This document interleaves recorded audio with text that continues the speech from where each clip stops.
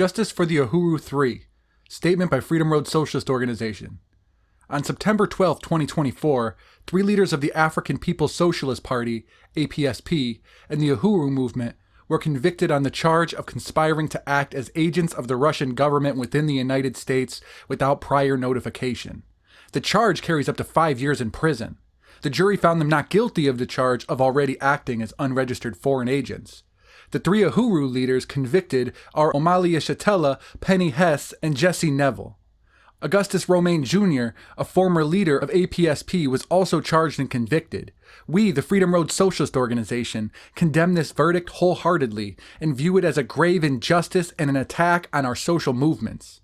During the course of the Tampa, Florida trial, the prosecution has offered up, as examples of so-called conspiracy, their organization's statements condemning the U.S.-Russia war in Ukraine, a United Nations petition denouncing genocide on Africans, international trips and protests. It is clear to us that the African People's Socialist Party and the Uhuru movement were targeted for their political views.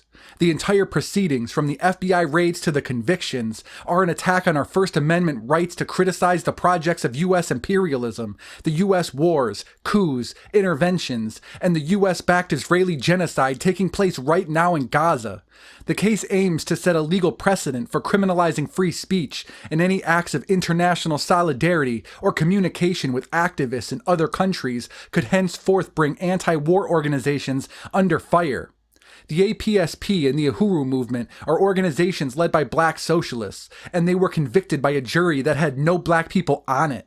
At one point, the judge had to choose an alternative due to one juror's absence. The defense argued for a black replacement juror, and the judge denied their request. This attack on the African People's Socialist Party and the Uhuru movement is an attack on us all. The Freedom Road Socialist Organization will join in any efforts to get justice. It should not be a crime to show solidarity with oppressed peoples around the world, nor to criticize the U.S. government's drumbeat of war.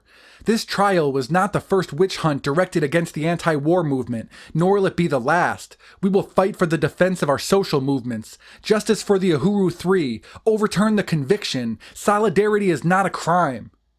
Justice for the Uhuru 3. Statement by Freedom Road Socialist Organization. Published September 13, 2024.